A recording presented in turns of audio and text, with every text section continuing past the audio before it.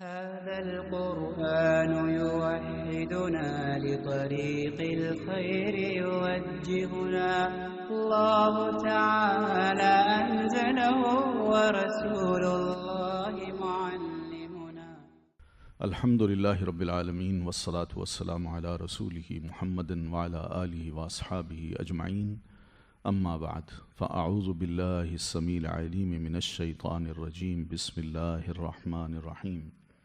ولوطاً اور لوط علیہ السلام کو اذ قال جب اس نے کہا لقومہ اپنی قوم سے انکم بے شک تم لتأتون البتہ تم آتے ہو الفاحشۃ بے حیائی کو ما سبقکم نہیں سبقت کی تم پر بہا ساتھ اس کے من احد کسی ایک نے من العالمین جہان والوں میں سے. یہ قوم کو نصیحت ہے. لوط علیہ الصلاۃ والتسلیم ایمان لائے. ایمان لانے کے بعد ذرا بڑی عمر کے ہوئے تو اللہ تعالیٰ نے نبوت ان کو بھی عطا کر دی. تربیت ہو چکی تھی. سیدنا ابراہیم علیہ الصلاۃ والتسلیم کو دیکھ چکے تھے کہ کیسی کیسی آزمائشیں ہیں، کیا دعوت ہے، کیا اس کے اثرات ہیں، کیا حجت ہے اس کی پختہ قسم کی، بڑی زبردست دلیل ہے، اور دوسرے کے پاس کچھ بھی نہیں. تو ایمان ان کا خاص طور پر حضرت ابراہیم علیہ السلام کی قربانیوں کو دیکھ دیکھ کے اور مضبوط ہو گیا. تو قوم میں یہی نوجوان ہے جو کھل کے کہتا ہے کہ میں ابراہیم علیہ الصلاۃ والتسلیم کو اپنا رسول تسلیم کرتا ہوں. پتہ ہے اس کو کہ ابراہیم کو اگر قوم اتنی بھیانک سزا دے رہی ہے تو ہو سکتا ہے یہ معاملہ میرے ساتھ بھی پیش آئے. مگر بغیر کسی خوف اور ڈر کے انہوں نے برملا کہا کہ میں ابراہیم علیہ الصلاۃ والتسلیم کی رسالت کی سچائی کو مانتا ہوں اور اعلان کرتا ہوں کہ وہ میرے رسول ہیں، اور میں بھی اللہ واحد کا پجاری ہوں اور کسی کا نہیں ہوں. تو یہ مقام بہرحال مختلف مشکل حالات میں بہت بڑی قربانی دینے کے جذبے کے ساتھ ہی ملتا ہے، ایسے نہیں ملتا. تو یہ سچا جذبہ ان میں تھا. تو حضرت لوط علیہ الصلاۃ والتسلیم نے بھی اس علاقے کو چھوڑا تو ان کو نبوت ملی. تو اللہ تعالیٰ نے ان کو اسی صدوم نام کے علاقے میں نبی بنا کے بھیج دیا. تو اپنی قوم سے انہوں نے کہا انکم لتاتون الفاحشہ، تم بڑی بے حیائی کے مرتکب ہوتے ہو. یہی بے حیائی سب جانتے ہیں ہم. ما سبقکم بہا من احد من العالمین، دنیا میں کبھی کسی نے پہلے یہ کام نہیں کیا، تم ہی ہو جو اس کا آغاز کر رہے ہو، اس کی ابتدا کر رہے ہو. یہ کیسے تم لوگ ہو؟ کوئی اچھی چیز کی ابتدا کرتے تو کم از کم تمہارا نام تو ہوتا، اور بری چیز کی ابتدا کر رہے ہو. کون سی تمہیں شہرت مل جائے گی؟ شہرت اگر ملی تو اچھی تھوڑی ملے گی. اِنَّكُمْ لَتَأْتُونَ الرِّجَالَ، کیا بے شک تم آتے ہو مردوں کو، وَتَقْطَعُونَ السَّبِيلَ، اور تم کاٹتے ہو راستے، وَتَأْتُونَ اور تم آتے ہو فی نادیکم اپنی مجلسوں میں، المنکر برے کاموں کو. فما کانا تو نہ تھا جواب قوم ہی جواب ان کی قوم کا، الا مگر ان قالو یہ کہ انہوں نے کہا ائتنا لے آؤ تم بعذاب اللہ عذاب اللہ کا، ان کنت من الصادقین اگر ہے تو سچوں میں سے. تو 3-4 چیزیں انہوں نے کہیں. ایک تو یہ ہے کہ تم انتہائی بے حیائی کے مرتکب ہوتے ہو، کھلم کھلا بے حیائی کی. اور یہ بات صحابہ کرام نے اس کا تذکرہ یوں بھی کیا کہ ایک دوسرے کے سامنے یہ ساری برائی کرتے تھے.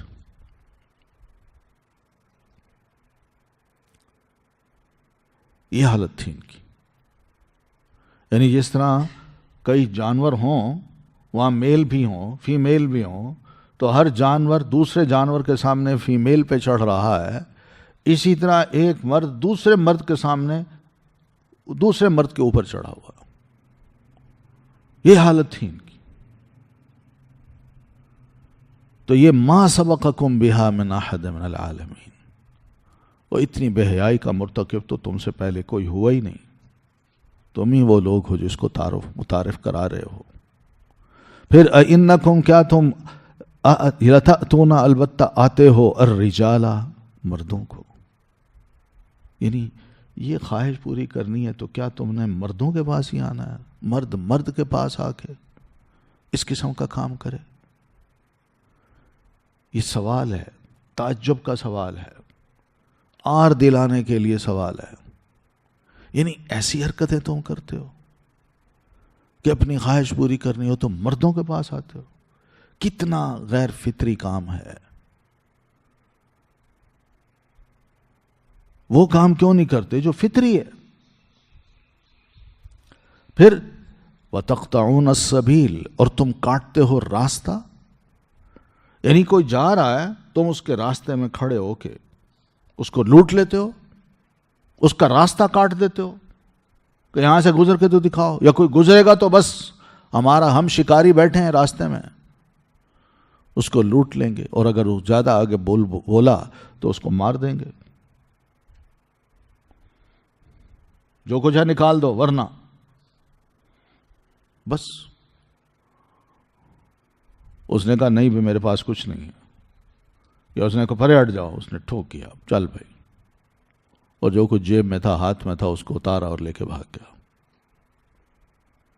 یہ ہے ایک چلنے والے کا جو راستہ ہے، ایک تو کاٹ دینا کہ وہ آگے نہ جائے، اور جو کچھ ہے وہ لے لینا. یہ لٹیرے بتہ خور لوگ جو تھے، یہ اس دور کے لوگ بھی تھے. یہ کوئی نیا کام نہیں ہے، یہ پرانے کام ہیں سارے. اس قماش کے لوگ تقریباً دنیا میں ان علاقوں میں ضرور پائے جاتے ہیں جہاں کوئی قانون نہ ہو، جہاں امن نہ ہو. وَتَأْتُونَ فِي نَادِيكُمُ الْمُنْكَرَ، اور تم آتے ہو اپنی مجلس میں. نادی کہتے ہیں مجلس کو، مگر یہ اچھے معنی میں نہیں ہے نادی کا لفظ. فَلْيَدْعُ نَادِيَهُ، ہے نا، تو چاہیے کہ وہ بلا لے اپنی مجلس کو، یعنی مجلس والوں کو. تو نادی مجلس کو کہتے ہیں.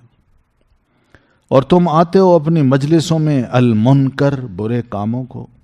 کیا برے کام تھے؟ مجلس میں بیٹھے ہیں، پیٹ سے آواز نکالتے اور ہنستے تھے، بغل میں ہاتھ ڈال کے اس کو بجاتے تھے، اس سے آواز جو نکلتی تھی اس پہ ہنستے تھے.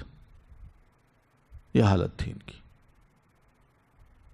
اور اسی طرح اور فحش باتیں کرتے تھے، گناہ گارانہ باتیں ہوتی تھی، ہنستے تھے. تو بہرحال فرمایا یہ چھوٹی چھوٹی باتیں تھیں جو بڑی بری تھیں، انتہائی بد اخلاقی کی تھیں. سیدنا لوط علیہ السلام نے جب اپنی قوم کو سمجھایا تو فما کان جواب قومہ، تو نہ تھا جواب ان کی قوم کا الا ان قالوا، مگر یہی کہ انہوں نے کہا لوط بڑے واز کر چکے، ہم اپنے کاموں کو کرتے رہیں گے. تم جو دھمکی دے رہے ہو عذاب کی کہ اللہ کا عذاب آئے گا، تو اب ہم تمہیں یہی کہہ رہے ہیں کہ ائتنا بعذاب اللہ ان کنت من الصادقین، اللہ کے عذاب کو لے آؤ، ہم اپنے ان گناہوں کو چھوڑ نہیں سکتے. جس خباثت میں، جس برائی میں ہم پڑے ہوئے ہیں، اس کا چھوڑنا اب ہمارے لیے ناممکن ہے.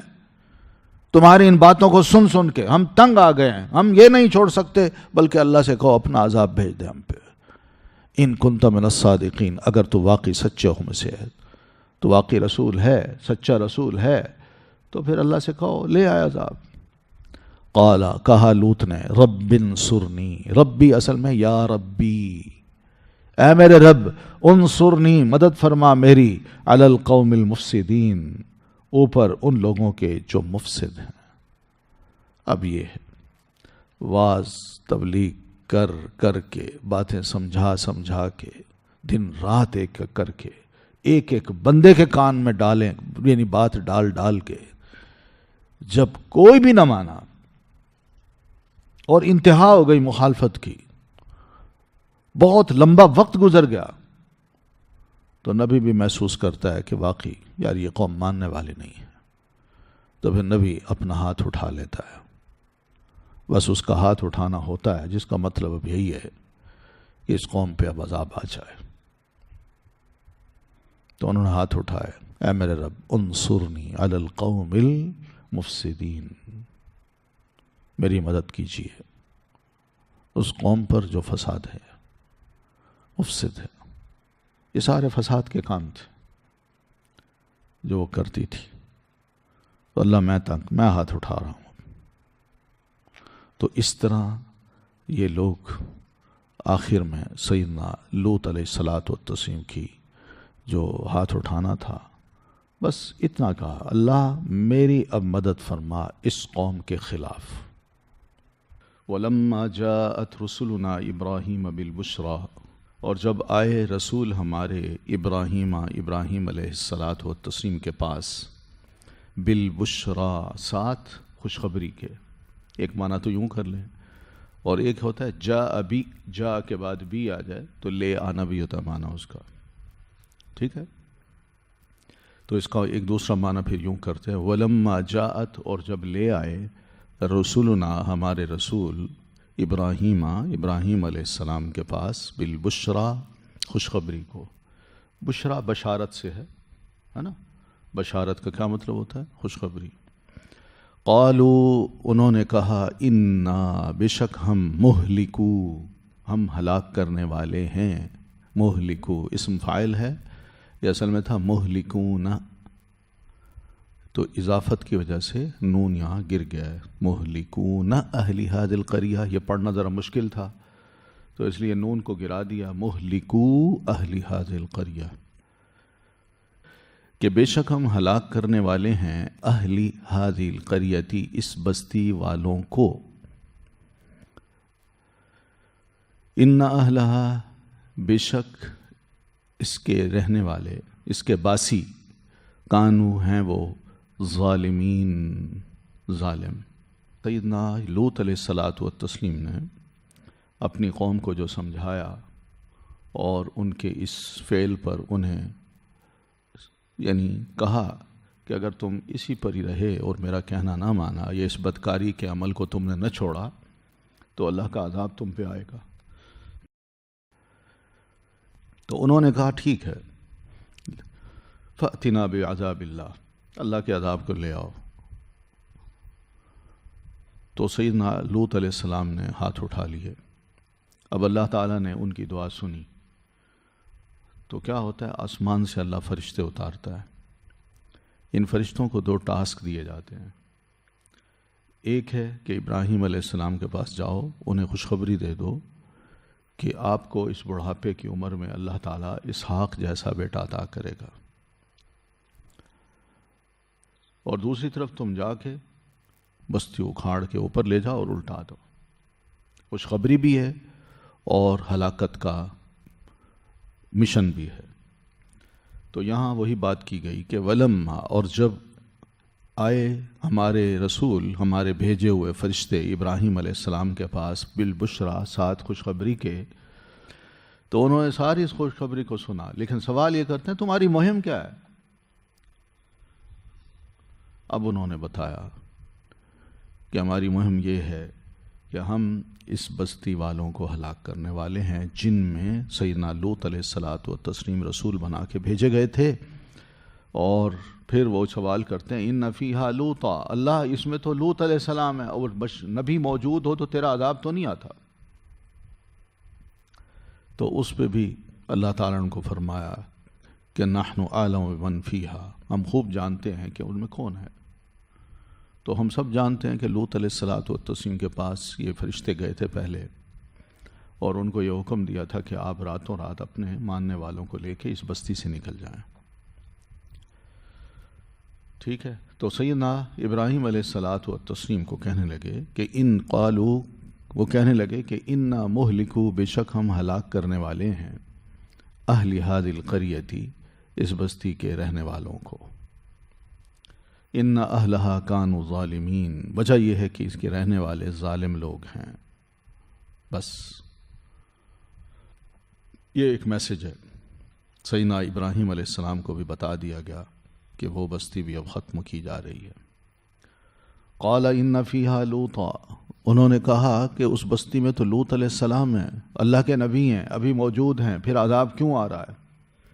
قالوا، انہوں نے کہا فرشتوں نے، نحن اعلم بمن فیہا، ہم خوب جانتے ہیں کہ اسے جو اس میں ہے، یعنی اس بستی میں جو مومن ہے لوط علیہ السلام سمیت اور بھی ہیں، ہم ان کو اچھی طرح جانتے ہیں۔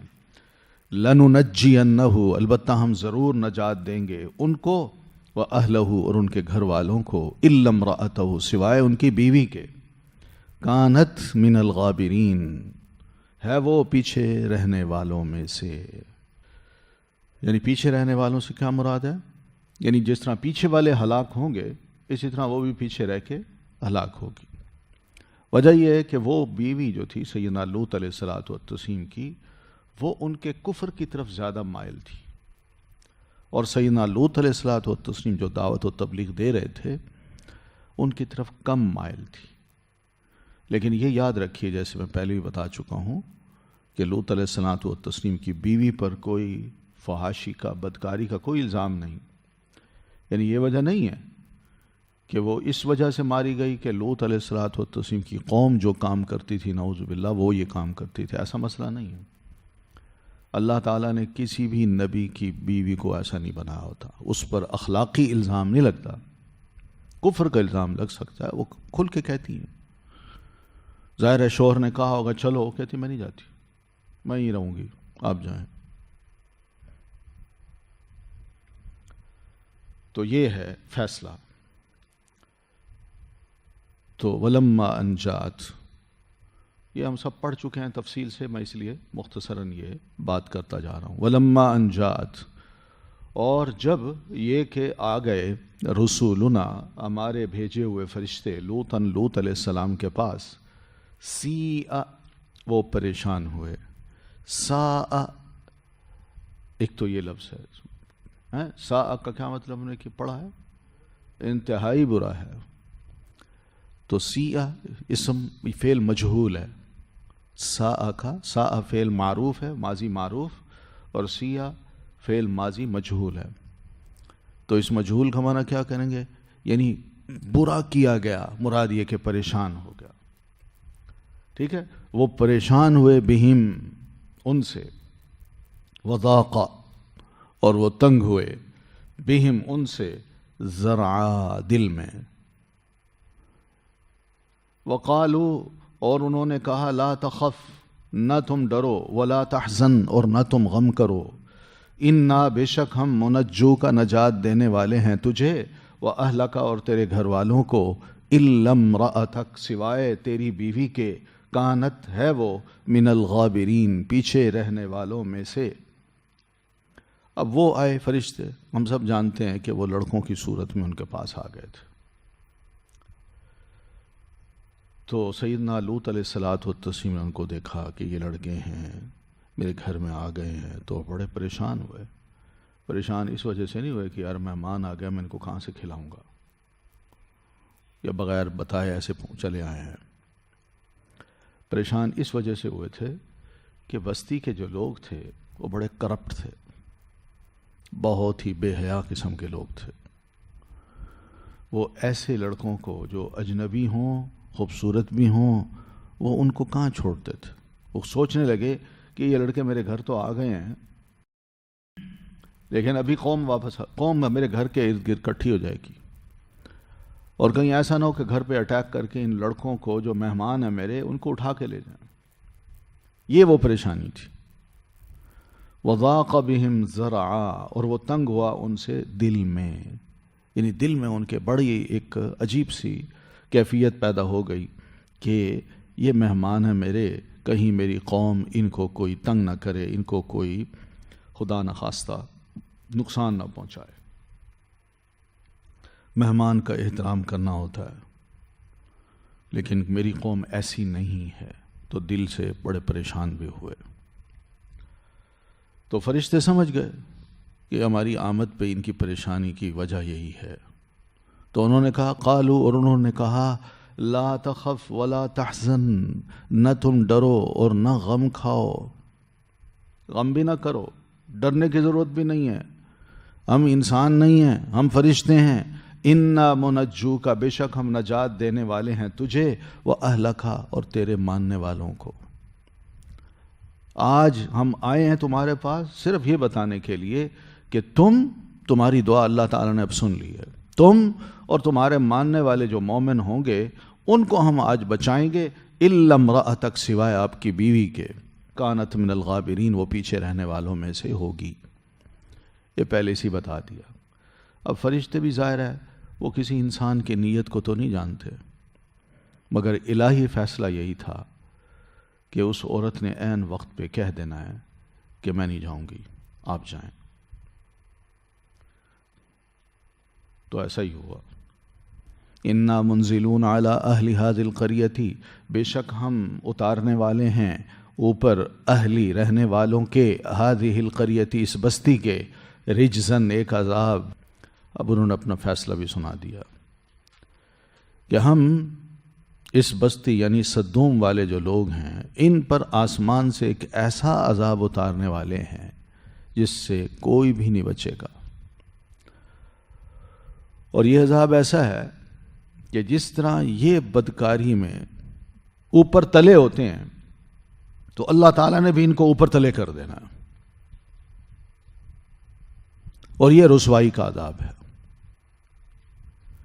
وجہ کیا ہے کہ یہ نافرمانیاں کرتے ہیں. فسق چھوٹے گناہ کو بھی کہتے ہیں، اور اس میں ہر قسم کا گناہ شامل کرتے جائیں جو بھی گناہ کے لیول ہیں اوپر تک، یہ سب فسق کے لیے لفظ بولا، ان کے لیے فسق کا لفظ بولا جاتا ہے. تو یہ ہمارا فیصلہ ہے.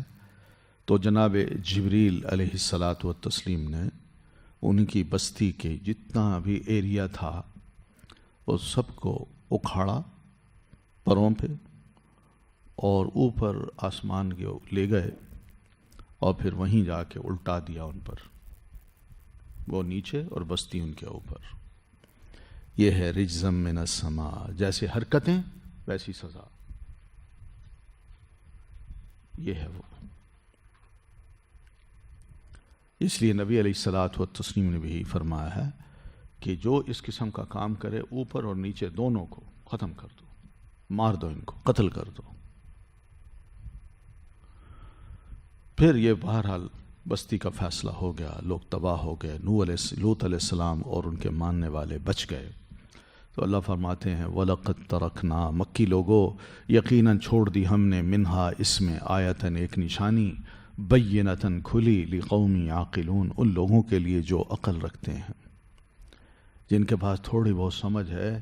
وہ جب اس بستی کے قریب سے گزرتے ہیں تو دیکھتے ہیں سدوم نام کی بستی تو وہاں کوئی نہیں، ایک جھیل ہے جو پورے بدبودار پانی سے ڈھک دی گئی ہے، اور جہاں لوگ آباد تھے، بے شمار لوگ آباد تھے، ان کے گھر تھے، آج وہاں کچھ بھی نظر نہیں آتا. وہاں سے جو گزرتا ہے اس کو بدبو ہی ملتی ہے، اور وہ آج تک آباد بھی نہیں ہو سکی. یہ حالت تھی. یہ وہ نشانی ہے. اللہ فرماتے ہیں یہ نشانی میں نے چھوڑ دی ہے. مکی لوگ اس وقت مخالف تھے، اور آج بھی جو مخالف ہیں دین کے، مسلمانوں کے اور انبیاء کرام کے مشن کے، یا خاص طور پر یہ جو بدکاری ہے، فحاشی ہے، جو اس کو جائز سمجھتے ہیں اور سمجھتے ہیں کہ جو کچھ بھی ہونا تھا ہو گیا، ہمیں کچھ نہیں ہوتا. اللہ فرماتے ہیں میں نے ان کے لیے ایسی نشانی چھوڑ دی ہے تاکہ وہ اس کو دیکھ کے عبرت حاصل کریں اور اس برائی کے قریب نہ جائیں. اگر ان کو عقل ہے، سمجھ ہے، تو وہ اس سے باز رہیں گے، توبہ کریں گے. مگر مسئلہ تو یہ، یہاں تو قانون بنتے جا رہے ہیں اس کے جواز کے، کہ مرد مرد سے شادی کر سکتا، عورت عورت سے شادی کر سکتی ہے، اور کوئی بولے تو اس کو کہتے ہیں یہاں سے نکل جاؤ، تم کیوں یہ رہتے ہو ہماری بس. بالکل وہی جواب ہے. وَإِلَىٰ مَدْيَنَ أَخَاهُمْ شُعَيْبًا، اور مدین کی طرف بھیجا ہم نے ان کے بھائی شعیب علیہ السلام کو. فقالا، تو انہوں نے کہا، یا قومی، اے میری قوم، اعبدوا اللہ، عبادت کرو تم اللہ کی. اب یہاں پھر شعیب علیہ السلام اور ان کی قوم کا ذکر آیا ہے. یہاں بھی نبی علیہ الصلاۃ والتسلیم کو ذرا حوصلہ دلانے کے لیے شعیب علیہ السلام اور ان کی قوم کا واقعہ سنایا ہے کہ دیکھیے شعیب نے اپنی قوم کو ایک اللہ کی عبادت کی دعوت دی تھی، اور ان کو مینٹلی طور پر، دلی طور پر تیار کرنے کی کوشش کی کہ لوگوں مرنا ہے، قیامت آئے گی، اس دن دوبارہ زندہ ہونا ہے، رب کے حضور پیش ہونا ہے حساب کتاب کے لیے. اس لیے میں تمہیں کہہ رہا ہوں کہ زمین میں کسی قسم کا فساد نہ تم کرو، اس کے مرتکب نہ ہو، اچھے انسان بن جاؤ تاکہ تمہاری آخرت سنور جائے. بس یہ باتیں تھیں. تو سیدنا شعیب علیہ الصلاۃ والتسلیم نے اپنی بھرپور کوشش کی، اور اس دعوت میں یہ 2-3 چیزیں پیش کی. اعبد اللہ ایک چیز، ورجو الیوم الآخر دوسری، ولا تعثوا فی الارض مفسدین تیسری. سمپل سی باتیں ہیں، سمپل سی، کوئی اتنا مشکل نہیں ہے انسان کے لیے ان کو تسلیم کر لینا.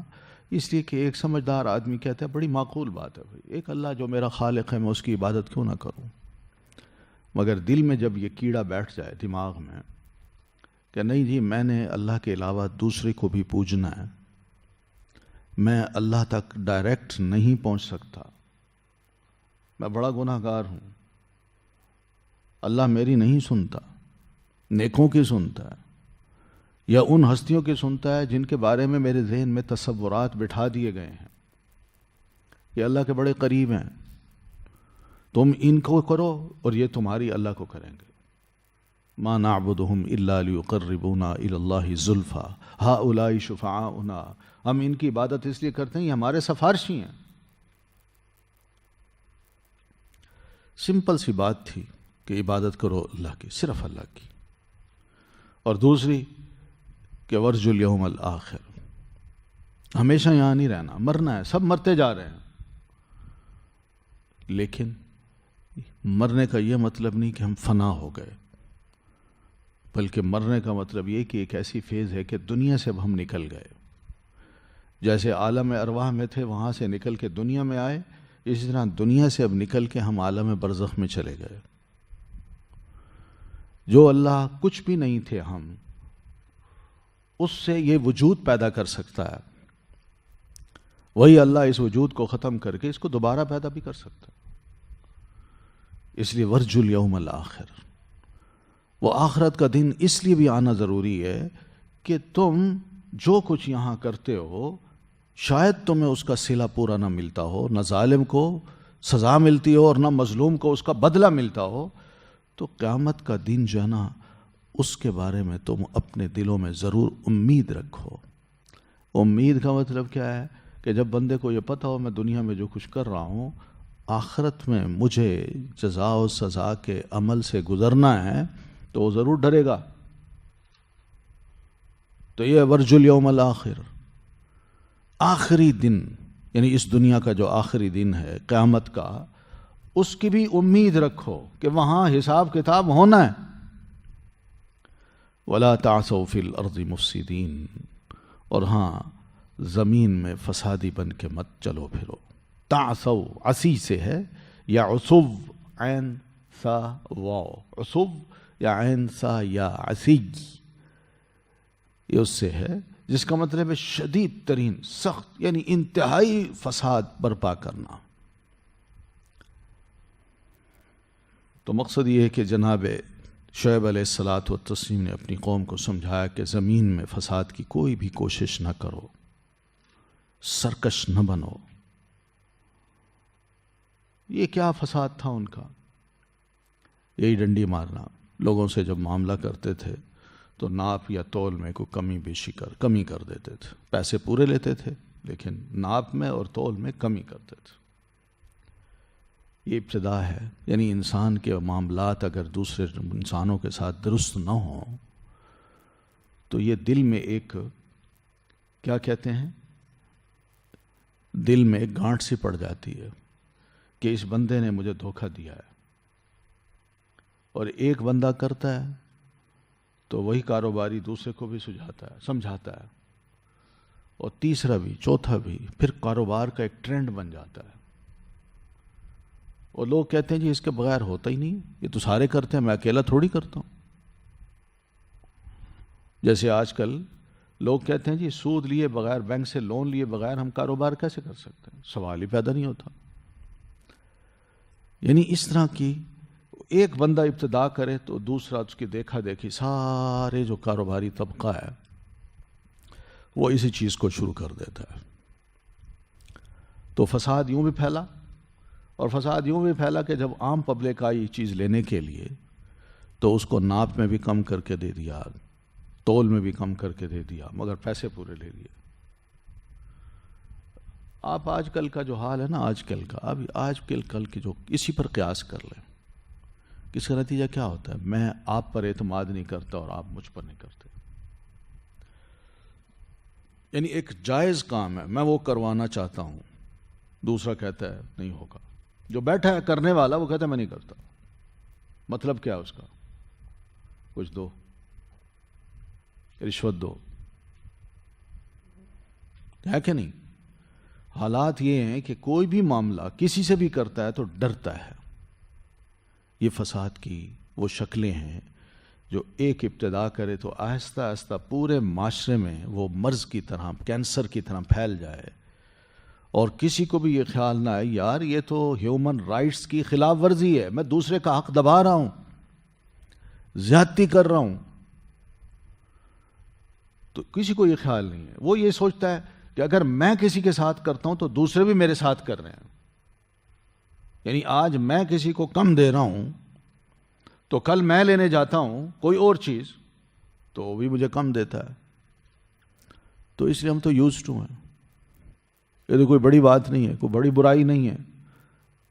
اب دیکھیں نا، جس معاشرے میں کوئی انسان پر بھروسہ نہ کر سکے، اعتماد نہ ہو، ڈر ہو، بتائیے وہاں پھر کیا کرے انسان؟ کیا سمجھتا ہے کہ وہاں کوئی بڑی خیر ہوگی؟ آج ہمارا اپنا معاشرہ جو ہے نا، اجتماعی طور پر دیکھیں الا ماشاء اللہ ہم سب کرپٹ ہو چکے ہیں. حقیقت تو یہی ہے، بے ایمان ہیں ہم، ہمارے معاملے لوگوں کے ساتھ صاف نہیں ہیں. یہ جو چیز ہے یہ وہ ہے، ابتدا تھی. سیدنا شعیب علیہ الصلاۃ والتسلیم نے ان بڑے لوگوں کو سمجھایا کہ تمہاری وجہ سے یہ ساری خرابی پیدا ہوگی، لہذا ولا تعثوا فی الارض مفسدین، زمین میں فسادی بن کے مت چلو پھرو، اس قسم کی ڈنڈیاں مت مارو، معاملات کو درست کرو.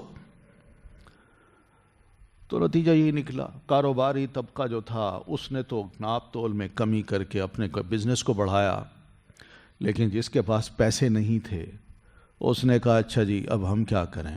نوجوانوں نے اپنی گینگ بنائی، تو وہ گینگ جو تھی وہ ناکے لگا کے بیٹھ جاتی، آنے جانے والے کو لوٹ لیتی تھی. نکال دو کچھ جو کچھ ہے، ورنہ آج یہی ہو رہا ہے. یہ اس قوم کا کام تھا. نتائج ایسے نکلتے ہیں. تو بہرحال سمجھایا ان کو، مگر قوم تھی فکذبوہ، قوم نے ان کو جھٹلا دیا. یعنی بجائے اس کے کہ اچھی تعلیمات تھی مان لیتے. ریئیکشن دیکھیے نا، ریئیکشن. کوئی نصیحت کرے تو بڑے لوگوں کو جب محسوس ہوتا ہے کہ یار اس کی نصیحت سے تو ہمارا سارا کاروبار ٹھپ ہو جائے گا، ہم کیسے کر سکتے ہیں یہ کام، یہ تو ہو ہی نہیں سکتا. پڑھا تھا نا آپ نے، انٹرویو لیا تھا نا، وہ کہتا جی آپ کیسے کہتے ہیں یہ حرام ہے، میں نے مولویوں سے فتوے لے رکھے ہیں کہ گدھا حلال ہے اور لوگوں کی ضرورت بھی ہے، ہوٹلوں میں ہم پہنچاتے ہیں، یہ کون سا حرام کام ہے. یہ حالات ہیں کتے کا. پھر ایک جگہ آپ نے گند مار دیا نا، یا گند میں ہاتھ ڈال دیا، تو باقی گند میں ہاتھ ڈالنا بھی کوئی مشکل نہیں ہوتا پھر. اور لوگ جھٹلاتے ہیں، وہ کہتے ہیں پاگل ہیں آپ، یار ہمارا کاروبار چل رہا ہے، آپ کا دماغ صحیح ہے.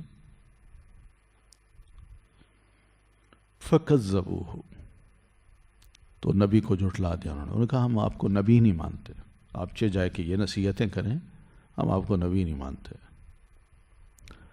آج یہی صورتحال ہے ہماری. فاخذتہم الرجفۃ، تو پکڑ لیا انہیں ایک زلزلے نے. فاصبحوا، تو وہ ہو گئے، تو صبح کی انہوں نے، فی دارہم، اپنے گھروں میں، جاسمین، گھٹنے کے بل گرنے والے بن کے. یعنی کھڑے کھڑے جیسے تھے وہیں پر ایک زلزلہ آیا تو وہ ہل نہیں سکے، بس کھڑے کھڑے جیسے کھڑے تھے ان کے اندر ہمت طاقت ختم ہو گئی، تو بس وہ کھڑے کھڑے ایسے بیٹھے گھٹنوں کے بل اور پھر لیٹ گئے. یہ ان کی حالت تھی. اور پھر جو اگر 8-10 لوگ تھے وہاں، تو جب وہ گرے ہیں تو وہ بس یوں گرے اور ایک دوسرے کے اوپر گرتے گئے. تو اللہ تعالیٰ نے ان کو صرف ایک زلزلے سے، جو بڑا زبردست قسم کا زلزلہ تھا، اس سے ان کو ہلاک کر دیا. اور اس زلزلے کے ساتھ کچھ علماء نے یہ بھی لکھا ہے کہ رجفہ اور صیحہ کے لفظ بھی آتے ہیں، کہ ادھر زلزلہ آیا، ادھر چیخ، فرشتے نے چیخ ماری، اس چیخ سے ان کے دل جو تھے وہ پھٹ گئے، جیسے کہتے ہیں نا اٹھ کے کلیجے کو آ گئے، تو ان کی یہ حالت ہو گئی۔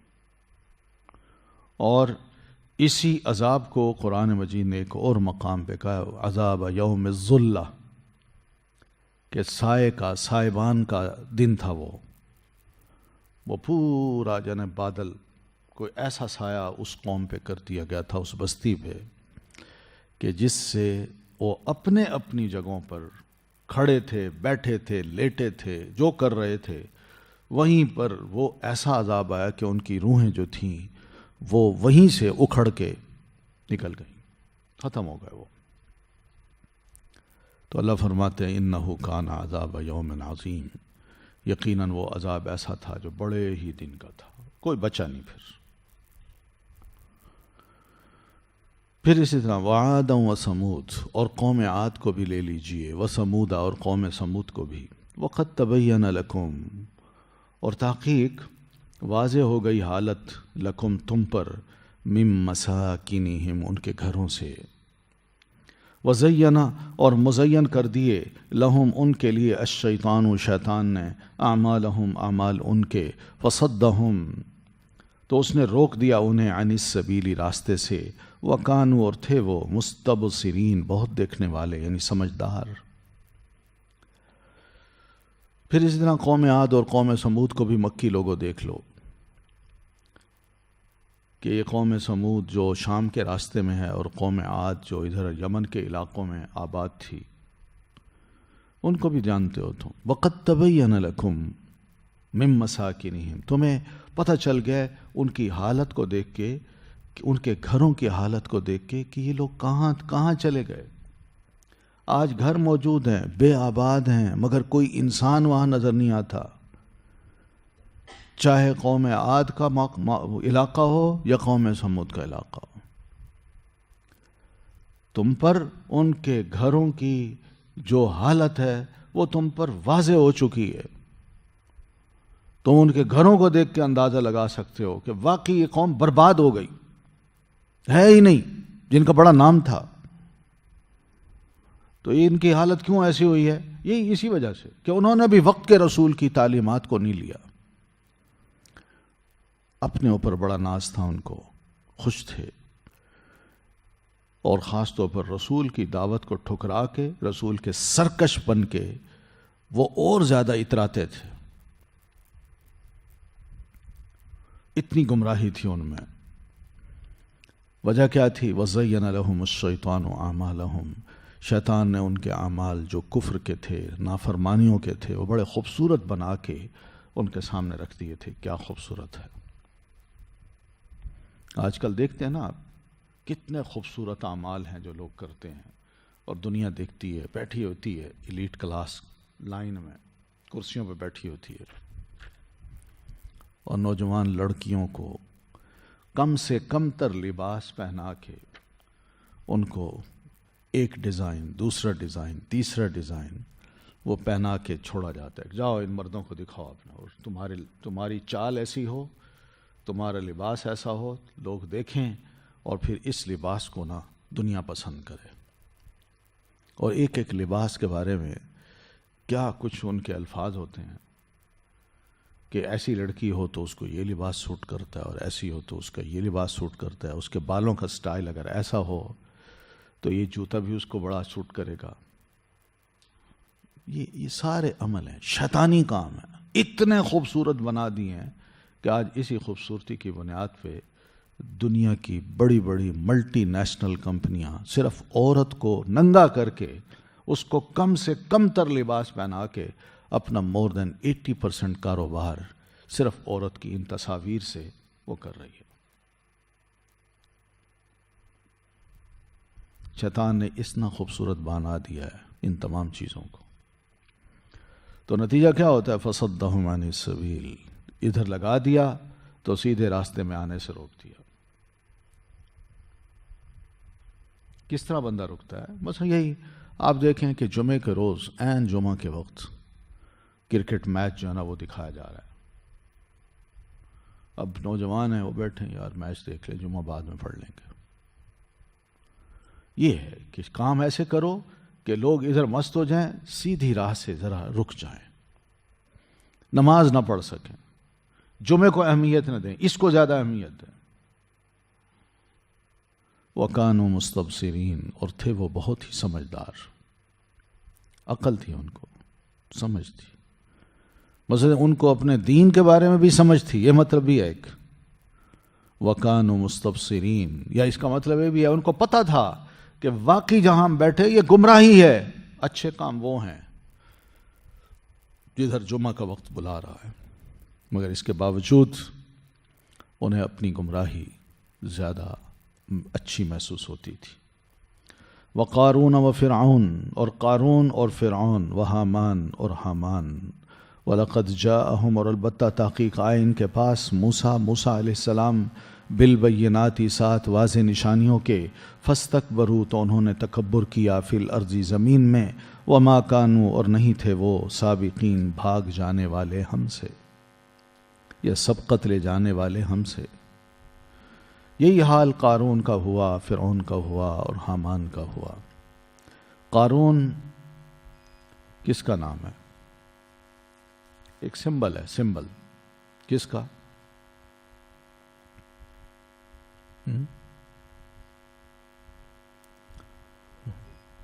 وہ G7 کا. G7 کا گروپ جانتے ہیں نا، جو دنیا میں اپنے آپ کو سمجھتے ہیں کہ ہم سب سے زیادہ امیر ترین ملک ہیں، دولت ہمارے پاس ہے. تو یہ بیٹھ کے اپنے لا بناتے ہیں کہ کسی طرح دولت ہماری بڑھتی رہے، کم نہ ہو. دنیا بیچاری بھوکی رہتی ہے، مرتی ہے. وہاں قحط آتے ہیں، وہاں سیلاب آتے ہیں، وہاں طوفان آتے ہیں، زلزلے آتے ہیں، مر جائیں، لیکن ہماری دولت میں کسی قسم کی کمی نہ ہو، آئے دن اس میں اضافہ ہوتا رہے. تو وہ اپنے آپ کو بڑی شے سمجھتے ہیں کہ ہم دنیا کے سب سے امیر ترین ملک ہیں. تو قارون جو تھا، یوں سمجھ لیجئے کہ وہ ایک سمبل ہے کہ دولت کی نمائش دنیا کے سامنے کرو اور دولت کے نام پہ دنیا کو مروب کرو کہ ہم سب سے امیر ترین ملک کے لوگ ہیں. پھر فرعون بھی ایک سمبل ہے، ایک ایسی بادشاہت کا، یا ایسے اقتدار اور حکومت کا جو انتہائی ظالم ہو، ڈکٹیٹر ہو، آج کی زبان میں ڈکٹیٹر ہو. وہ حامان اور حامان ایک مشیر ہے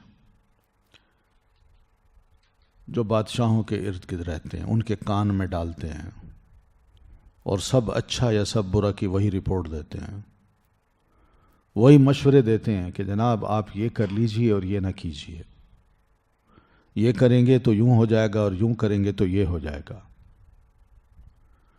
تو یہی ہوتے ہیں معاشرے میں، انہی لوگوں کو سمجھا جاتا ہے کہ بڑی شے ہیں. تو قارون، فرعون اور حامان، ان تینوں کو بھی ضرورت ہوتی ہے. ایسے گروپ کے جو لوگ ہوتے ہیں ان کو بھی ضرورت ہوتی ہے کہ ان کو نصیحت کی جائے. دین ان کو بھی نہیں چھوڑتا.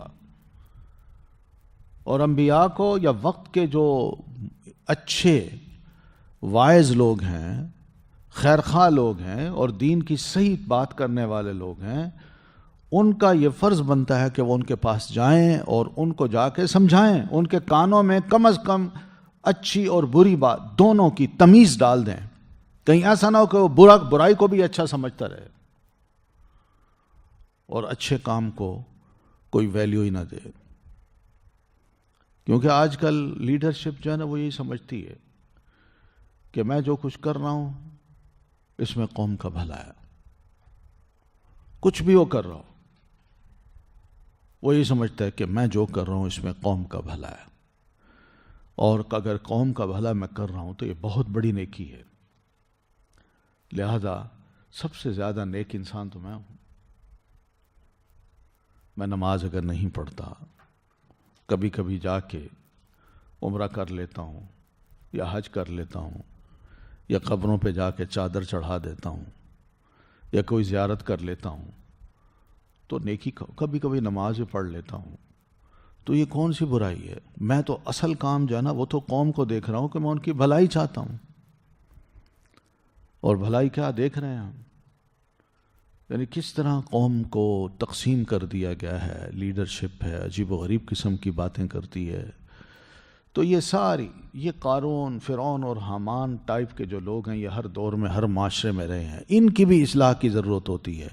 سیدنا موسیٰ علیہ الصلاۃ والتسلیم کو بھی اللہ تعالیٰ نے کہا کہ جاؤ ان کے پاس. تو سیدنا موسیٰ علیہ السلام ان کے پاس گئے، ان سے گفتگو کی، ان کو سمجھایا، انہوں نے سوال کیے، ان کے جواب دیے، انہوں نے غصہ ظاہر کیا، تب بھی انتہائی متانت کے ساتھ، سنجیدگی کے ساتھ، حوصلے کے ساتھ وہ ان کو جواب دیتے گئے. مگر بجائے اس کے کہ وہ مانتے، ان کے غصے بڑھتے گئے کہ یہ جیسی باتیں کر رہا ہے، باتیں ٹھیک ہیں مگر ان کو ہم قبول نہیں کر سکتے. لہذا اسی پر ہی انہوں نے اکتفا کیا کہ یہ نبی نہیں ہے بلکہ یہ جادوگر ہے. تو اللہ فرماتے ہیں وَلَقَدْ جَاءَهُم مُوسَىٰ بِالْبَيِّنَاتِ، موسیٰ علیہ الصلوٰۃ والتسلیم ان کے پاس بینات لے کے گئے. یہ ہے اصل چیز، بینات ہونی چاہیے.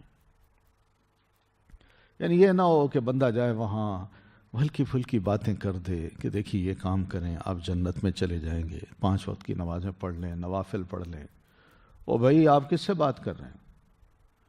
وہ لیڈر ہے، لیڈر جو قوم کو ادھر لے کے جا رہا ہے یا ادھر لے کے جا رہا ہے. آپ اس کو یہ بتائیں جو یہ باتیں ہیں، آگاہ کریں ان کو کہ یہ غلط کام ہے، آپ ان کو چھوڑیں، جو صحیح کام ہے وہ کریں. بتائیے ایسے لیڈر، وہ لوگ، ایسے جو لوگ ہیں، جو چاہے وہ علماء ہوں یا مفتی حضرات ہوں، جو عام پبلک کو بھی یہ جرت ان کے اندر پیدا نہ کر سکیں کہ بھئی حق اور باطل کے درمیان تمیز سیکھ لو، اور جو حق ہے اس کے بارے میں سٹینڈ لے لو، اور جو باطل ہے اس کے خلاف تم سٹینڈ لو. جہاں لوگوں کو یہ نہ بتایا جائے، صرف تسبیح اور نوافل اور ذکر اذکار پہ لگا دیا جائے، ایسا بندہ دوسرے کو کیا نصیحت کر سکتا ہے؟ امام ابو بکر ابن حازم رحمہ اللہ یہ حرم میں تھے، تو وقت کا خلیفہ غالباً منصور تھا، وہ آیا حرم میں، تو سب علماء اس کو ملے لیکن یہ نہیں ملے. وہیں جو حرم کے پاس اس نے اپنا جو رہائش رکھی تھی وہاں سب علماء گئے، یہ نہیں گئے. تو اس نے پوچھا کوئی رہ تو نہیں گیا عالم؟ ان کہاں ایک رہ گئے ہیں، ابو بکر ابن حازم. وہ کیوں نہیں آئے؟ کوئی شاید ان کو پتہ نہ ہو. اچھا لاؤ ان کو بلا کے. وہ آئے، بلانے چلے گئے. تو انہوں نے کہا کہ ابو بکر سارے علماء مجھے ملے ہیں، آپ کیوں نہیں ملے؟ انہوں نے کہا میری کوئی ضرورت ہی نہیں تھی، نہ کوئی غرض تھی، میں کس لیے ملتا آپ سے؟ کوئی ضرورت ہوتی تو میں آپ کو ملتا، مگر الحمدللہ مجھے کوئی ضرورت ہی نہیں تھی. بس اس طرح اس کو جواب دیا. پھر اس نے کہا اچھا مجھے کچھ نصیحت کریں. انہوں نے کہا میں کیا نصیحت کر سکتا ہوں؟ اچھا مجھے یہ بتائیں کہ ہم مرنے سے کیوں ڈرتے ہیں؟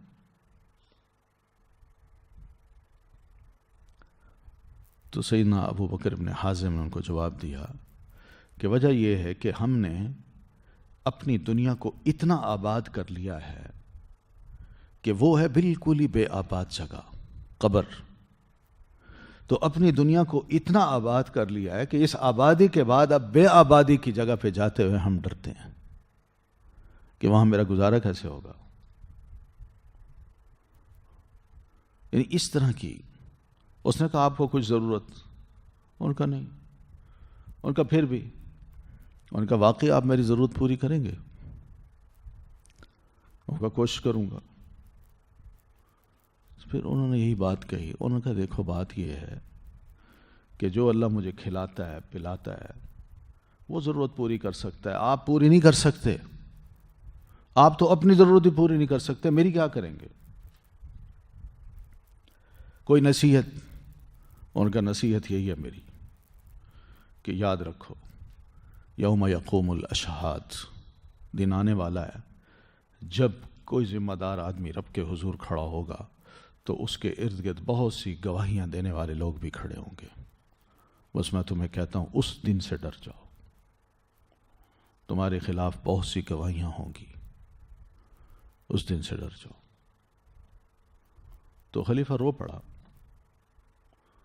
تو جو سیکٹری تھے انہوں نے ذرا اس کو پرے کر دیا. انہوں نے کہا نہ اس کو پرے نہ کرو، رہنے دو. تو مقصد کہنے کا یہ ہے کہ نصیحتیں یوں کی جاتی ہیں کہ دوسرے کا دل پسیجے. جو سخت ہوتے ہیں نا لوگ حکمرانی میں آ کے، وہی سمجھتے ہیں کہ اقتدار ایسی چیز ہے جو کبھی ہم سے چھوٹنے والی نہیں ہے. تو ایسے لوگوں کے پاس سیدنا موسیٰ علیہ الصلوۃ والتسلیم بھی دلائل لے کے گئے. فاستکبروا فی الارض، تو انہوں نے زمین میں تکبر کیا، بڑے بن بیٹھے. فرعون نے کہا میں بادشاہ ہوں، مجھے کون ہلا سکتا ہے، میری کرسی بڑی مضبوط ہے. اور پھر حامان نے کہا میں تو اس کا مشیر ہوں، جب تک فرعون کا اقتدار ہے وہ میرے مشورے پر قائم ہے. اور قارون نے کہا میرے فرعون اور حامان جیسے لوگوں کے ساتھ بہترین تعلقات ہیں، دولت میری بڑھتی جا رہی ہے، ان کو تھوڑی سی ضرورت ہوتی ہے تو میں پہنچا دیتا ہوں، مگر دوسری طرف سے اور دولت مجھے مل جاتی ہے، تو میری دولت کو کبھی زوال نہیں آ سکتا. اللہ فرماتا ہے انہوں نے تکبر کیا، وما کانوا سابقین، اور نہ تھے وہ بھاگ کے جانے والے ہم سے. کہاں بھاگ کے جاتے، ہم نے پکڑ لیا. فکلن، پھر ہر ایک کو، اخذنا، پکڑ لیا ہم نے، بذنبہ، بوجہ اس کے گناہ کے. تو اللہ فرماتے ہیں ان قوموں کو، قوم عاد، قوم سمود، قوم صالح، قوم لوط، فرعون، حامان، یہ جتنے بھی لوگ ہیں ان میں سے ہم نے کسی کو نہیں چھوڑا. پھر دیکھ لو، ایک ایک کو پڑھ کے دیکھ لو، اور ایک ایک کا حال تم جانتے بھی ہو. وہ کیا ہوا کہ ہم نے اگر پکڑا تو ایسے نہیں پکڑا، بلکہ بذنبہ، اس کے گناہوں کی وجہ سے. وہ مجرم لوگ تھے. ذنب گناہ بھی ہوتا ہے، اور قوم کے حق میں، عوام کے حق میں ایک بہت بڑا جرم بھی ہوتا ہے. اپنی پوری ذمہ داری کو انسان نہ نبھائے اور اقتدار کو یہی سمجھ لے کہ بڑی میٹھی سیج ہے جس پہ اب میں بیٹھ گیا ہوں اور جس کو کوئی اب ہلا نہیں سکتا، میں جو چاہوں کروں، اور لوگوں کی مجھے پرواہ نہیں ہے. لوگ بھوکے مرتے ہیں، ان کو انصاف نہیں ملتا، وہ رات کو چین سے نہیں سو سکتے، مجھے اس کی پرواہ نہیں ہے. تو اللہ فرماتے ہیں اس قسم کے ان کے گناہ تھے. اللہ کے حق میں بھی انہوں نے زیادتیاں کی، بندوں کے حق میں بھی زیادتیاں کی. تو ان میں سے کچھ تو ایسے ہیں کہ جن پر ہم نے آسمان سے پتھروں کی بارش بھیجی. قوم لوط کا یہی حال ہوا. وَمِنْهُمْ مَنْ نَخَذَتْهُ الصَّيْحَةُ، اور ان میں سے کوئی ایسے ہیں جن کو پکڑ لیا ایک چنگھاڑ نے. قوم شعیب کے ساتھ یہی ہوا. وَمِنْهُمْ مَنْ خَسَفْنَا بِهِ الْأَرْضَ، اور ان میں سے کوئی وہ ہیں جن کو ہم نے زمین میں دھنسا دیا. قارون دولت سمیت دھنسا دیا گیا. وَمِنْهُمْ مَنْ أَغْرَقْنَا، اور ان میں سے کوئی ہے جس کو ہم نے غرق کر دیا، فرعون اور اس کے لاؤ لشکر.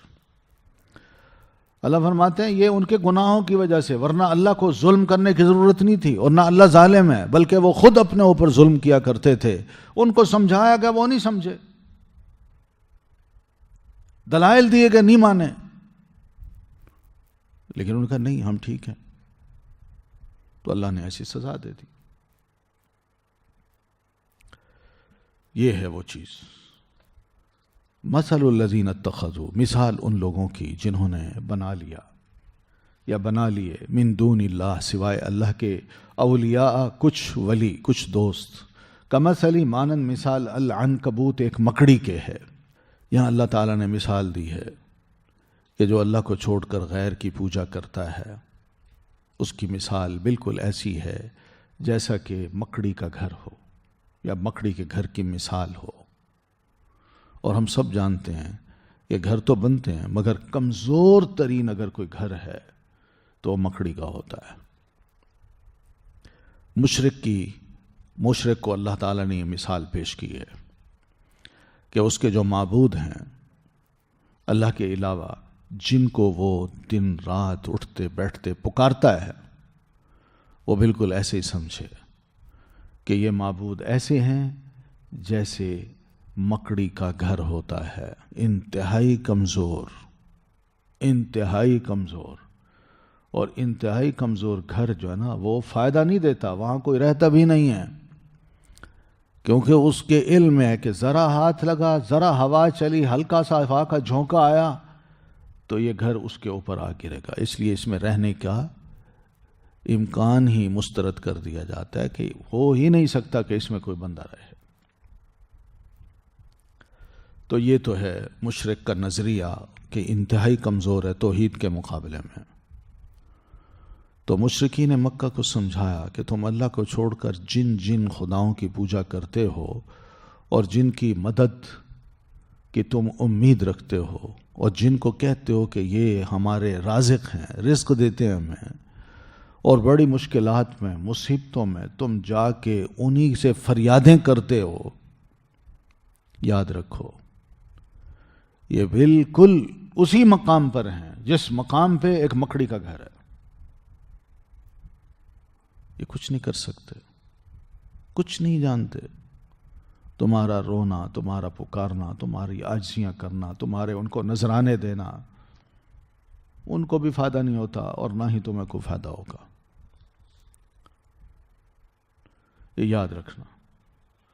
تو اللہ نے یہ مثال دی ہے مکی لوگوں کو، ہر مشرک کو جو قیامت تک آئے گا اس کو بھی سمجھا دیا کہ غیر اللہ کی پوجا انتہائی کمزور نظریہ ہے اور ایک اللہ کی پوجا انتہائی مضبوط قسم کا نظریہ ہے. اس کو چیلنج نہیں کیا جا سکتا. ٹھیک ہے. اب مشرک جو ہے نا، اللہ تعالیٰ نے مثال تو دے دی لیکن مثال بڑی زبردست ہے، اس کو بھی ذرا سمجھیے. مکڑی کا گھر عربی میں کیا کہتے ہیں؟ انگلش میں اس کو کیا کہتے ہیں؟ ویب کہتے ہیں نا. ہاں ویب کہتے ہیں نا. یہ WWW کیا ہے؟ UNO ہے نا. UNO کا انسگنیا بھی ہے. آپ اگر دیکھیں نا اس کو تو وہاں کوئی بھی UNO کی خبر ہوگی، UNO کا آپ اس پہ جائیں ویب سائٹ پہ تو انہوں نے سائٹ پہ اپنا جو انسگنیا بنایا ہوا ہے وہ ویب ہے. تو یہ ویب جو ہے اس کیا ظاہر کرتا ہے کہ پوری دنیا کو ہم اپنے جال میں پھانسنا چاہتے ہیں.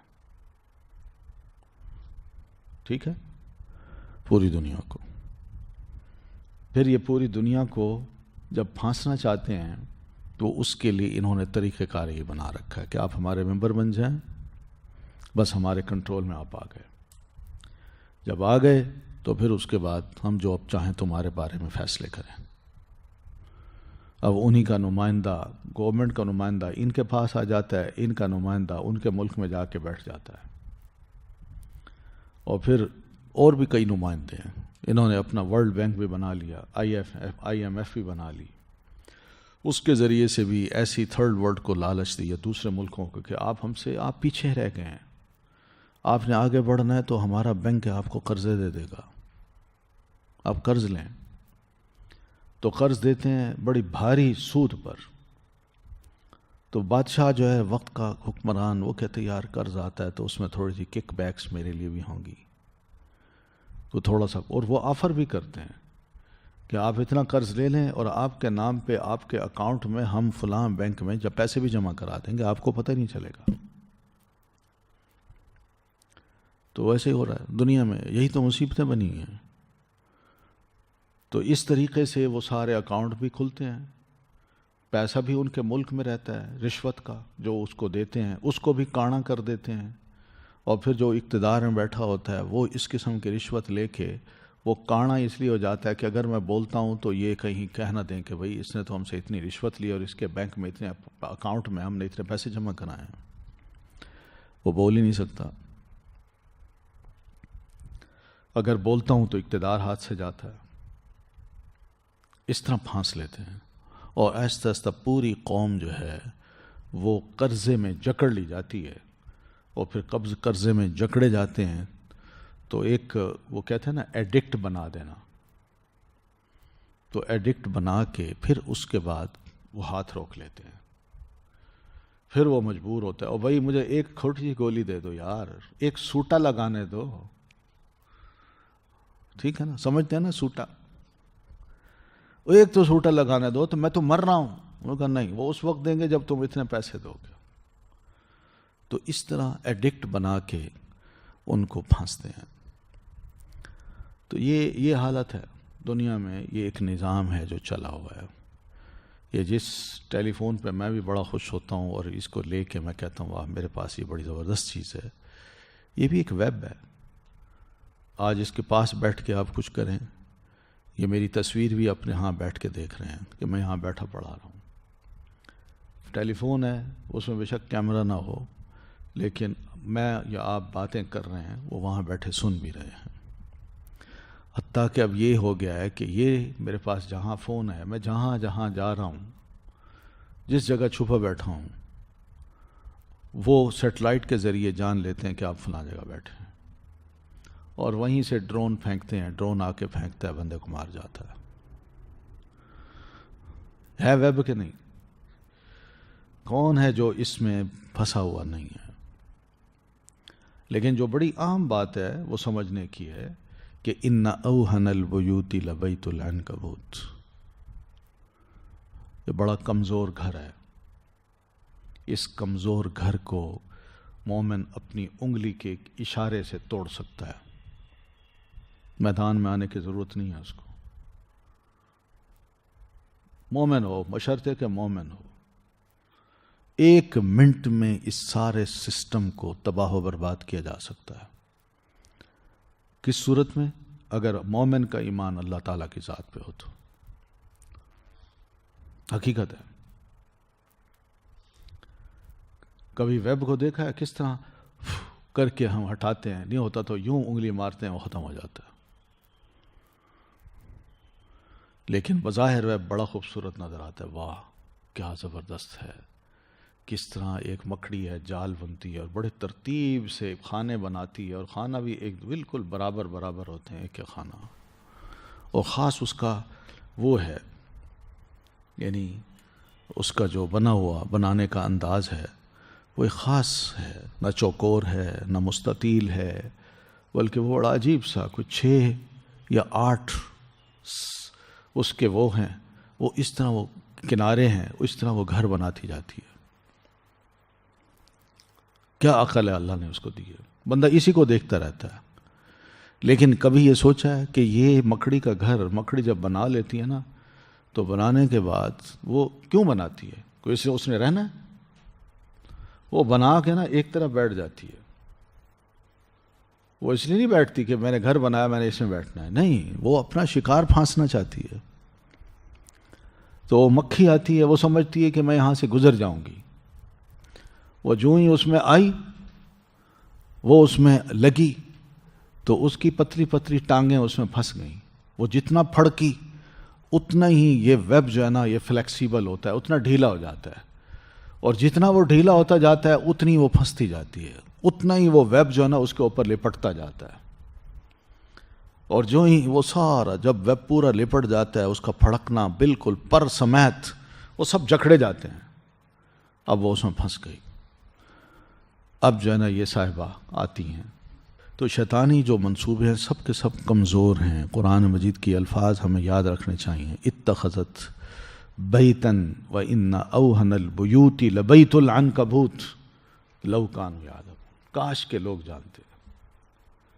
یہ کاش کے لوگ جانتے نا، یہ ایک بہت بڑی دعوت ہے کہ اس ویب کو اگر آپ نے توڑنا ہے تو پہلی بات یہ ذہن میں بٹھا لیجئے، یہ بڑا کمزور سسٹم ہے، کمزور بنیادوں پہ یہ کھڑا ہے.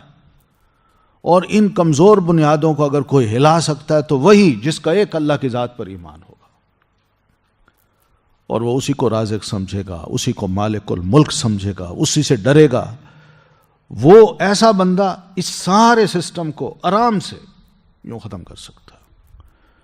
بس ایک مومن کے کھڑے ہونے کی ضرورت ہے. اصل چیز یہ ہے.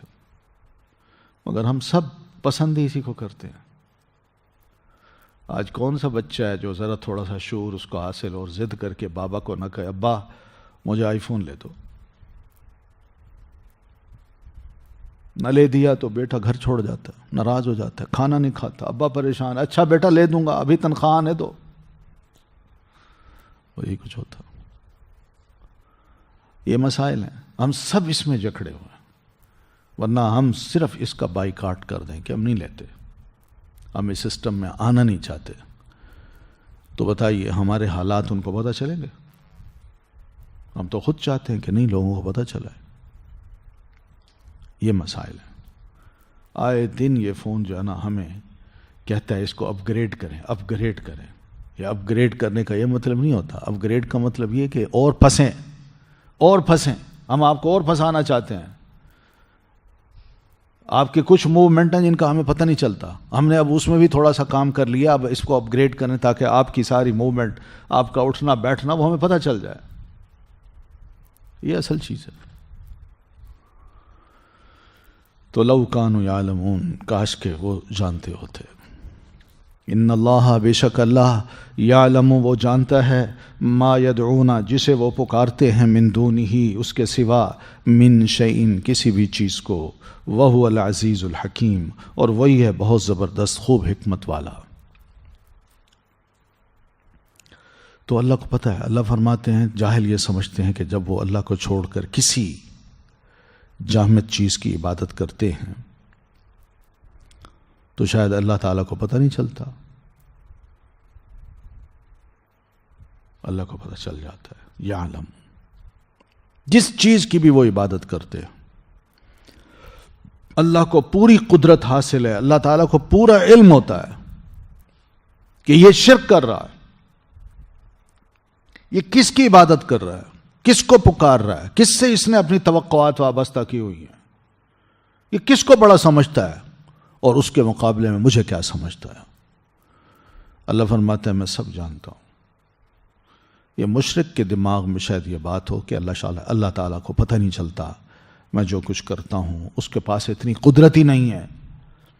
نہیں، ان اللہ یعلم، اللہ کو پتہ ہے اچھی طرح، وہو العزیز الحکیم، اور وہ غالب ہے اور حکمت والا ہے۔ یعنی جتنے بھی ان کے خدا ہیں بنائے ہوئے، جن کی یہ عبادت کرتے ہیں، جن کی یہ تعظیم کرتے ہیں، یاد رکھیں اللہ ان سب پر غالب ہے۔ کیا پتہ چلا کہ اس وقت بھی مروب ہونے کی ضرورت نہیں ہے۔ ہم اللہ کے عابد ہیں، عبادت کرنے والے ہیں۔ اللہ سے اگر ہم ڈریں اور اسی کو مالک الملک سمجھیں اور اسی کو بڑی ہستی سمجھیں تو یہ G8 ہیں، ورلڈ وائڈ بینک ہے، یا جو مرضی ہے، جو مرضی UNO کر لے، لیکن اللہ ان سب پر غالب ہے۔ یہ ساری قوتیں جمع ہو جائیں، وہو العزیز، اللہ کو پتہ ہے غالب ہے ان پر، الحکیم، خوب حکمت والا ہے کہ وہ اپنے جو کام کر رہا ہے، مخلوق کے بارے میں جو بھی اس نے سوچ رکھا ہے، جو فیصلے کر رکھے ہیں، وہ بڑی حکمت سے اللہ تعالیٰ ان کو نمٹا لے گا۔ وقت آئے گا تو سمجھ آئے گی سب کو۔ یہ مثال جو اللہ تعالیٰ نے دی ہے تو قریش کے کچھ سمجھدار لوگ، جن کو ہم سمجھدار تو نہیں کہتے لیکن بے وقوف تھے، اور اسی طرح اور بھی بڑے جاہل لوگ جو بعد میں بھی ان مثالوں کو پڑھتے ہیں، تو کہتے ہیں کہ دیکھیے محمد صلی اللہ علیہ وسلم کا جو رب ہے قرآن مجید میں مکھیوں کی اور مکڑیوں کی مثالیں دیتا ہے، اور ہنستے تھے۔ تو اس کے جواب میں اللہ فرماتے ہیں وَتِلْكَ الْأَمْثَالُ نَضْرِبُهَا لِلنَّاسِ، یہ مثالیں ہم بیان کرتے ہیں انہیں لوگوں کے لیے، وَمَا يَعْقِلُهَا، اور نہیں سمجھتے انہیں إِلَّا الْعَالِمُونَ، مگر وہ لوگ جو علم رکھنے والے ہیں، جن کو یہ پتہ ہو کہ اللہ تعالیٰ کا نام کیا ہے، اس کے دیگر نام کیا ہیں، اس کی صفات کیا ہیں، وہ کیا کچھ کر سکتا ہے، وہی سمجھتے ہیں۔ ورنہ جو کم عقل لوگ ہیں وہ ان مثالوں کو صحیح نہیں سمجھتے، ان کو یہ بھلی نہیں لگتی، وہ ان مثالوں سے کوئی فائدہ نہیں اٹھاتے۔ کیوں؟ یہ مثالیں ان کے نظریے کی جڑ کاٹتی ہیں۔ بڑی بڑی مثالیں نہیں دی اللہ تعالیٰ نے، یعنی ایسی چیزوں کی مثالیں دی ہیں جن سے بندے کو پتہ چل جائے کہ ایک حقیر ترین مخلوق کی اللہ نے جو مثال دی ہے تو اس کے مشابہ ان کے نظریے کو بنایا، اس کے مشابہ ان کے خداؤں کو بنا دیا ہے، تو یہ تو خداؤں کو بھی گرا کے رکھ دیا اللہ تعالیٰ نے یا قرآن مجید میں، یا پھر ہماری اپنے جو نظریے ہیں ان کو بھی قرآن مجید نے اس حد تک گرا کے پیش کیا ہے۔ تو اصل چیز یہ ہوتی ہے، خلق اللہ السماوات والارض، پیدا کیا اللہ نے آسمانوں کو اور زمین کو، بالحق کی، حق کے ساتھ، ان فی ذالک لآیہ، یقیناً اس میں البتہ ایک نشانی ہے، للمؤمنین، ایمان لانے والوں کے لیے۔ آسمان و زمین کی پیدائش کی یہ برحق ہے، اللہ اپنے رسول صلی اللہ علیہ وسلم کو اور اہل ایمان کو یہ دعوت دے رہا ہے کہ اس حق بات کو آپ سمجھیں، اور یہی سب سے بڑی نشانی ہے اہل ایمان کے پاس کہ ہم اللہ پر کیوں ایمان لاتے ہیں۔ اس کی وجہ یہ ہے کہ زمین و آسمان کی پیدائش بے مقصد نہیں ہے، اور ہماری پیدائش بھی بے مقصد نہیں ہے۔ جب وہ ساری مخلوق جو انسان نہیں ہے وہ سب کی سب اللہ کے حکم کی پابند ہے، تو ہم انسان ہو کے اللہ کے حکم کی پابندی کیوں نہیں کر سکتے؟ تو انسانوں میں جو اس کا اعتراف کرتے ہیں وہ ان نشانیوں کو مانتے ہوئے اللہ تعالیٰ پر ایمان لے آتے ہیں، رسول کی باتیں تسلیم کرتے ہیں۔ تو اہل ایمان کے لیے ان نشانیوں میں، اس ساری پیدائش میں بہت بڑی دلیل ہے، سبق ہے، نشانی ہے، عبرت ہے، اور ان کے ایمان میں اضافے کا سبب ہے، وہ مان لیتے ہیں۔ اور ان کے مقابلے میں جن کے بھی جس قسم کے بھی نظریات ہیں وہ کمزور ہیں، بوسیدہ ہیں، بودے ہیں۔ تو یہ اینڈ ہے یعنی اس پارے کا، اور ساری مثالیں سمجھانے کے بعد، ٹھیک ہے۔ سبحانک اللہم و بحمدک، اشہد ان لا الہ الا انت، استغفرک و اتوب الیک۔